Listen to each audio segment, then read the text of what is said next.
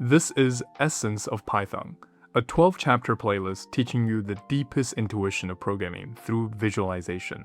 If you're an absolute beginner, you are in the right place. Throughout the show, we'll be learning about data types, variable assignment, control statement, Python list, for loop,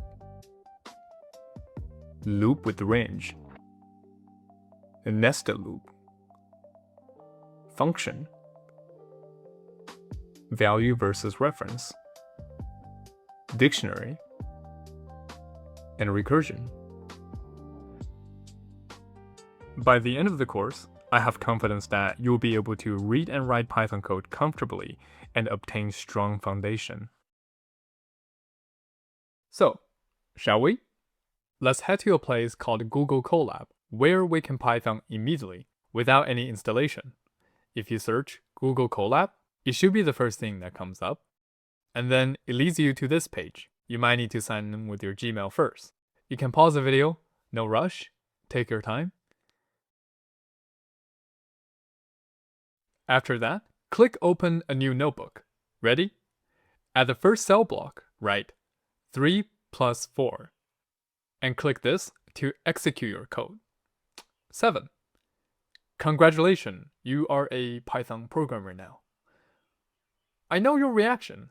This does not feel like programming to me. This is just a calculator.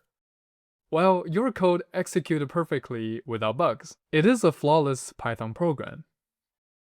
Then, what exactly is programming?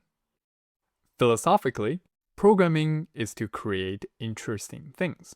In Minecraft, the entire grand edifices are actually made from little simple blocks of different kind. So today, we are going to learn about the two fundamental building blocks of Python.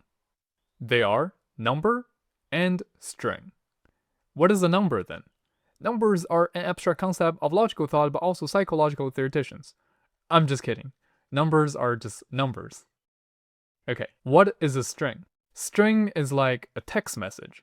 It's like a sentence. It's like a word. It conveys information that human understands. The very important thing here is strings are always enclosed by quotations.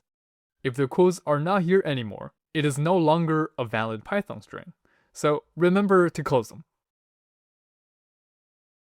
Cool, I know number and string now. How do I create them? We literally just type them down.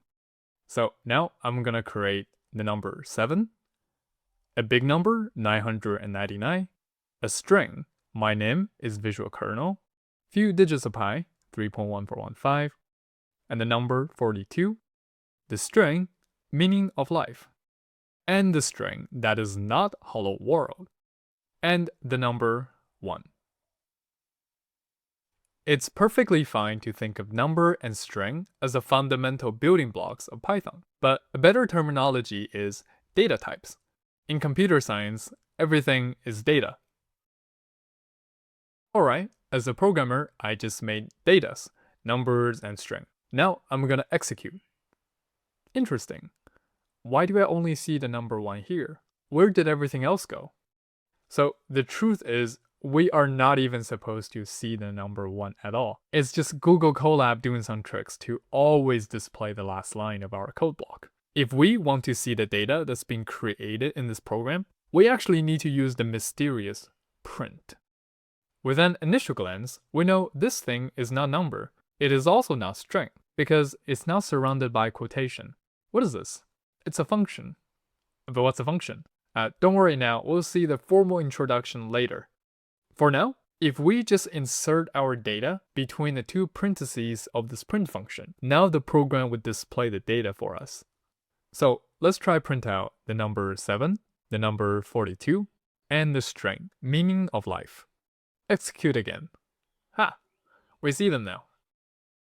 You, the vigilant one, perhaps notice, when we print out a string, its quotes are taken away. You ask me why? It's just laws of nature in the world of Python. And let's also just print out everything.